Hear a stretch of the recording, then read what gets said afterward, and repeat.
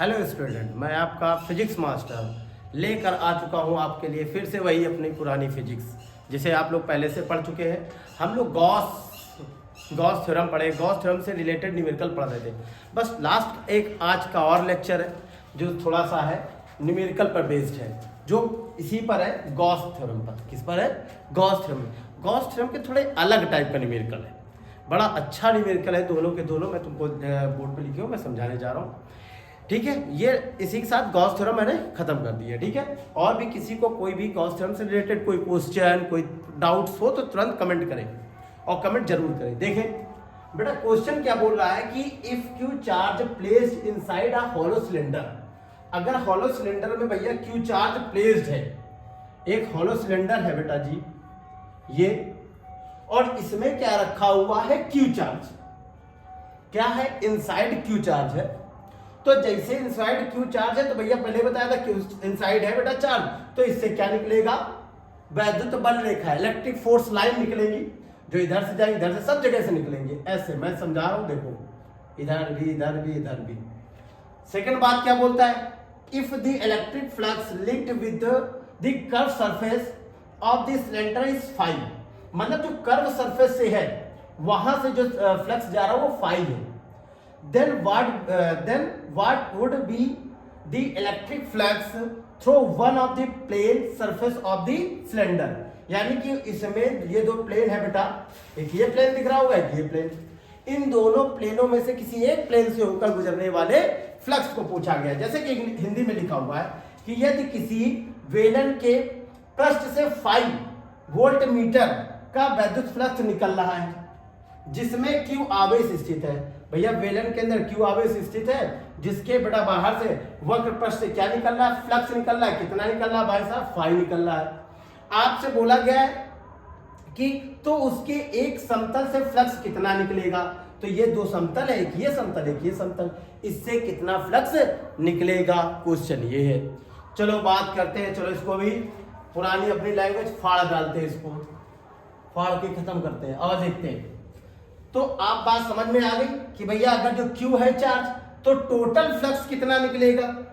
Total flux, बड़ा total flux यानी कुल वैद्युत फ्लक्स की बात की जा रही है। गॉस ने बताया था कि अगर कोई बेटा चार्ज किसी बॉडी में है, 3D बॉडी में, तो टोटल फ्लक्स जो निकलता है, टोटल जो फ्लक्स होता है बेटा 5E टोटल से रिप्रेजेंट किया गया। टोटल फ्लक्स क्या होता है? 1/ε0 इनसाइड चार्ज, 1/ε0 टाइम्स होता है किसके? इनसाइड चार्ज के। ये टोटल फ्लक्स निकल के आ रहा है। अच्छा, टोटल फ्लक्स जो निकल के आ रहा है वो ये हो गया 5E = Q/ε0। समझ में आ गई बात? अच्छा, टोटल फ्लक्स तो निकल रहा है, अब यहां पे टोटल फ्लक्स होगा कहां कहां का भाई साहब? यहां का होगा, देखें, एक तो पहले तो इधर कर्व सरफेस पर से, जो कर्व सरफेस पर से बेटा जो फ्लक्स गुजर रहा होगा, निकल रहा होगा, जो पास हो रहा होगा, और कहां से? एक इस प्लेन से पास हो रहा होगा और एक इस प्लेन से। इतनी बॉडी है। बॉडी कितने पार्ट्स हैं सारे?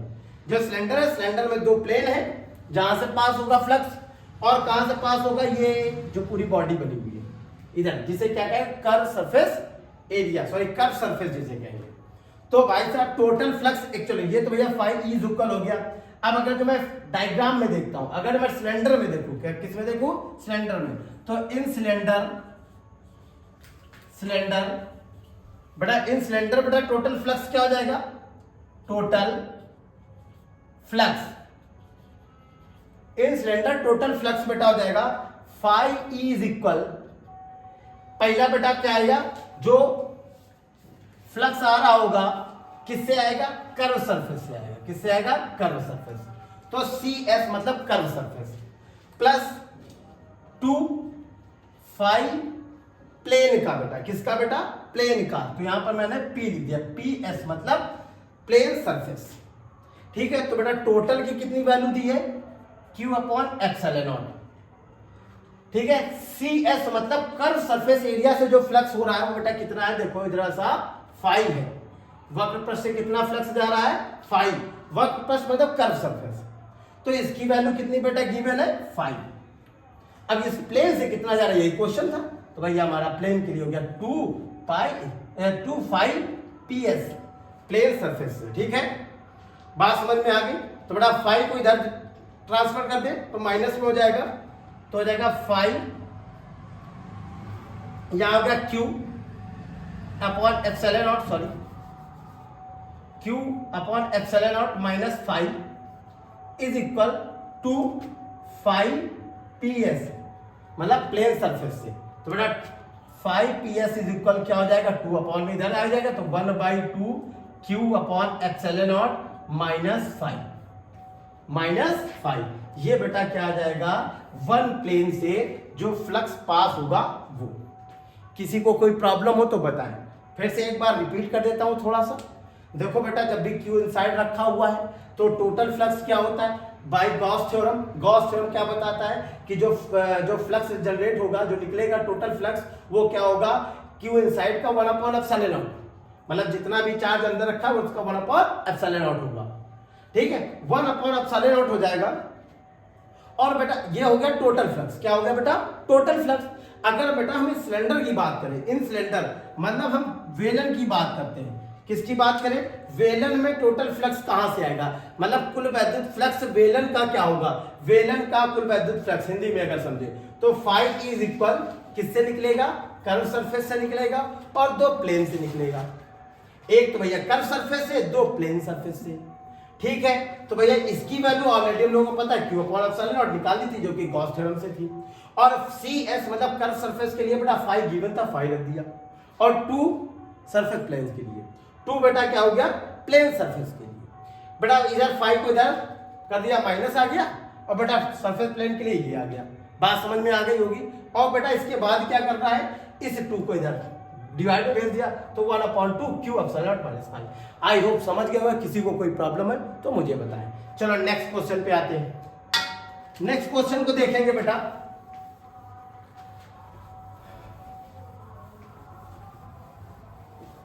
नेक्स्ट क्वेश्चन क्या है, आपके सामने है, बोर्ड पर आप पढ़ सकते हैं। चलो मैं पढ़ देता हूं। क्या है, the intensity of electric field produced by, मतलब इलेक्ट्रिक फील्ड प्रोड्यूस हो रही है कैसे बेटा, अ पॉइंट चार्ज, एक पॉइंट चार्ज से, अ लाइन चार्ज, एक लाइन चार्ज से, और अ प्लेट, मतलब किसी से भी प्रोड्यूस हो सकती है। किससे, पॉइंट चार्ज से सपोज दैट हो रही हो, लाइन चार्ज से प्रोड्यूस हो रही हो, और या प्लेट से उत्पन्न हो रही है या प्रोड्यूस हो रही है। अगर बेटा इफ डिस्टेंस इज हाफ, अगर दूरी आधी कर दी जाए, हिंदी में दूरी आधी कर जाए, what will be the intensity of electric field at that point, मतलब उस बिंदु पर इलेक्ट्रिक फील्ड कितना हो जाएगा अगर दूरी आधी कर दो। हिंदी में देख लो, किसी बिंदु पर वैद्युत क्षेत्र की तीव्रता, भाई साहब क्या है, वैद्युत क्षेत्र की तीव्रता बिंदु आवेश से, रेखीय आवेशित चालक से तथा प्लेट से बेटा कितनी उत्पन्न होती है, ई उत्पन्न होती है। कितनी उत्पन्न होती है, ई। अगर बेटा यदि दूरी आधी कर दिया जाए, अगर दूरी क्या कर दी जाए, आधी, तो वैद्युत क्षेत्र की तीव्रता, क्यों तीव्रता लिखा है, वैद्युत क्षेत्र की तीव्रता क्या हो जाएगी, इंटेंसिटी ऑफ इलेक्ट्रिक फील्ड, यानी वैद्युत क्षेत्र की तीव्रता कितनी हो जाएगी, ये क्वेश्चन है। आप समझ गए होंगे। अब देखिए भैया, अब इसके लिए सबसे पहले आपको समझना होगा कुछ चीजों को। जैसे बेटा इलेक्ट्रिक फील्ड, जो इलेक्ट्रिक फील्ड होती है, इलेक्ट्रिक फील्ड क्या बेटा, electric field due two point charge, अगर पॉइंट चार्ज की बात करें, पॉइंट चार्ज यानी बिंदु आवेश, ठीक है, तो इसके लिए होती है बिंदु आवेश, बिंदु आवेश, इसके लिए बेटा क्या होती है, वैद्युत क्षेत्र की तीव्रता E is equal 1/4 pi epsilon not Q upon R square. ये बेटा क्या होती है, वैद्युत क्षेत्र की तीव्रता, किसके लिए, बिंदु के लिए, किसके लिए, बिंदु के लिए। और दूसरी बात बोली जाए, पहला पॉइंट बेटा बिंदु के लिए समझ गए, क्वेश्चन बाद में सॉल्व करो, पहले समझे। दूसरा बेटा अगर लाइन चार्ज की बात की जाए, लाइन चार्ज रेखीय आवेशित चालक, लाइन चार्ज रेखीय आवेशित चालक, लाइन चार्ज की बात करूं, रेखीय आवेशित चालक, आवेशित चालक, तो बेटा रेखीय आवेशित चालक की बात की जाए तो बेटा E होता है 1/4 pi epsilon not 2 lambda upon R, 2 lambda upon R। अगर यहां पर और इसकी बात थर्ड पॉइंट की बात करें, प्लेट की बात की गई। किसकी बात की गई? प्लेट की। किसकी बात की गई बेटा? प्लेट की। तो इंटेंसिटी ऑफ इलेक्ट्रिक फील्ड वैद्युत क्षेत्र क्या होता है? Is equal Q upon sigma upon epsilon not. Sigma upon epsilon not. अगर बेटा कंडक्टिंग प्लेट है तो सिग्मा अपॉन एप्सिलॉन नॉट, अगर नॉन कंडक्टिंग है तो 2 एप्सिलॉन नॉट। ठीक है, तो आप अब देखिए बात किसकी कही गई है। बोला गया है कि बेटा दूरी को आधा कर दिया जाए। दूरी को भाई साहब आधा कर दिया जाए। क्या कर दिया जाए? If distance is half. दूरी क्या कर दी गई? आधी। यानी कि जो वैद्युत क्षेत्र है वो डिपेंड किस पर कर रहा है? केवल किस पर डिपेंड कर रहा है? दूरी पर। इसी की बात करें तो यहां पर देखो चार्ज से कोई लेना देना नहीं, तो E इज प्रोपोर्शनल बेटा 1/r²। E is proportional 1/r²। यहां पर लाइन चार्ज की कंडीशन पे क्या हो जाएगा? E is proportional 1/r। और थर्ड पॉइंट बेटा क्या होता है? E is proportional 1/r। अरे यहां देखोगे तो R है ही नहीं, यहां क्या डिस्टेंस से रिलेटेड कुछ है? नहीं। इसका मतलब यहां पर R से कुछ लेना देना नहीं है। डायरेक्टली बेटा कभी कभी क्वेश्चन बोला जाता है, क्या बोला जाता है कि इंटेंसिटी ऑफ इलेक्ट्रिक फील्ड यानी वैद्युत क्षेत्र की तीव्रता बिंदु के कारण दूरी पर निर्भर करती है। तब आपको बताना है r² पर। यहां पर बताया 1/r², पर यहां पर 1/r पर, और यहां पर r पर निर्भर नहीं करती है। बस उसी बात को समझाने के पूरा क्वेश्चन है भी। तो ये बात अगर तुम समझ गए तो क्वेश्चन खत्म। क्वेश्चन में कुछ दम नहीं है भाई साहब, क्वेश्चन में बस इतनी ही दम थी। ये बात समझ गए तो सारा खेल खत्म। पहला पॉइंट क्या आ जाता है? लाइन चार्ज की बात, पहले पॉइंट की बात की जाती है।